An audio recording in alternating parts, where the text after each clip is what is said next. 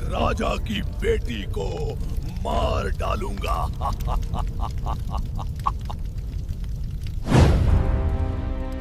हातिम, अब तुम ही मेरी बेटी को बचा सकते हो। एक राज्य जहां का राजा था जाफरी बेद। उसकी एक बेटी थी जो बहुत सुंदर थी। उस पर एक शैतान तोते ने जादू से उसकी आत्मा को कैद कर लिया। राजा बहुत परेशान हुआ और उसने सारे हकीम जादूगरों को दिखाया, लेकिन सबने हाथ खड़े कर दिए। फिर एक दिन एक बुजुर्ग आदमी आए जो देखने में बिल्कुल भिखारी लग रहे थे, और वो सीधे राजा के पास गए और बोले, ए राजा, अगर तू अपनी बेटी को बचाना चाहता है तो उस शैतान तोते को मार दे। राजा ये बात सुनकर हैरान रह गया। राजा ने पूछा, बाबा आप ये सब कैसे जानते हो? फिर फकीर बाबा ने राजा को सारी बात बताई कि शैतान तोते ने तुम्हारी बेटी की रूह बकरी के सिर वाले शैतान के बस में करी है। फिर वो अमर हो जाएगा और तुम्हारे राज्य पर अंधेरा कर देगा और फिर शैतान का राज चलेगा।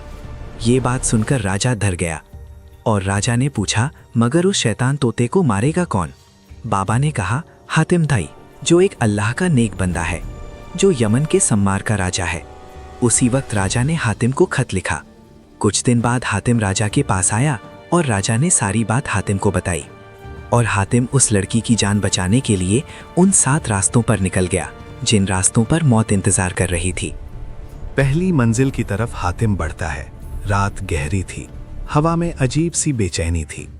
हातिम जैसे ही पहली मंजिल पर पहुंचा, उसके सामने एक घना जंगल खड़ा था, लेकिन ये कोई साधारण जंगल नहीं था। यहाँ के पेड़ और गुलाब के फूल इंसानों का खून पीते थे। जैसे ही हातिम ने जंगल में कदम रखा, धरती कांप उठी, पेड़ों की डालियां हिलने लगी और हवा में एक डरावनी आवाज गूंज उठी, वापस लौट जा इंसान। हातिम ने अपनी तलवार को कसकर पकड़ा और दृढ़ स्वर में बोला, मैं अन्याय के आगे कभी नहीं झुकता, अल्लाह मेरे साथ। अचानक जमीन से लताएं निकली और सांपों की तरह हातिम की ओर बढ़ने लगी। एक विशाल पेड़ ने अपनी मोटी ढाल से हातिम को जकड़ लिया। कांटों से उसका खून बहने लगा। पेड़ हंसते हुए बोला, इंसानी खून हमें शक्ति देता है। हातिम ने दर्द को सहा और पूरी ताकत से तलवार चलाई। एक ही वार में डाल कटकर गिर पड़ी, लेकिन अब पूरा जंगल जाग चुका था। चारों ओर से पेड़ झपटने लगे, गुलाब के फूल अपने नुकीले कांटों से वार करने लगे। हातिम अकेला था, लेकिन डरा नहीं। वो तलवार चलाता रहा जब तक जंगल की जमीन कटे हुए पेड़ों से भर नहीं गई। थककर हातिम घुटनों पर बैठ गया।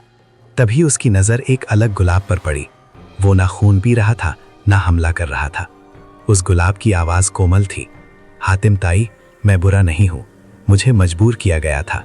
हातिम चौंक गया। यदि तुम अच्छे हो तो मुझे बाहर का रास्ता बताओ।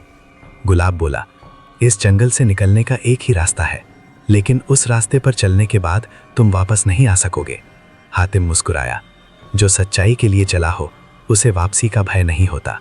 गुलाब की एक पंखुड़ी जमीन पर गिरी और जंगल के बीच एक छिपा हुआ दरवाजा खुल गया। जैसे ही हातिम ने दरवाजा पार किया, पीछे से पूरा जंगल चीख उठा और सामने दिखाई दिया दूसरी मंजिल का अंधकार। वहां खून से लिखा था, यहां से वही आगे जाएगा जिसने अपना सब कुछ त्याग दिया हो। हातिम ने तलवार और कसकर पकड़ी और दरवाजे के अंदर चला गया। अब देखिए अगले एपिसोड, क्या होगी दूसरी मंजिल? हातिम कर पाएगा उसे पार और बचा पाएगा मासूम राजा की बेटी की जान? मिलते हैं नेक्स्ट एपिसोड में।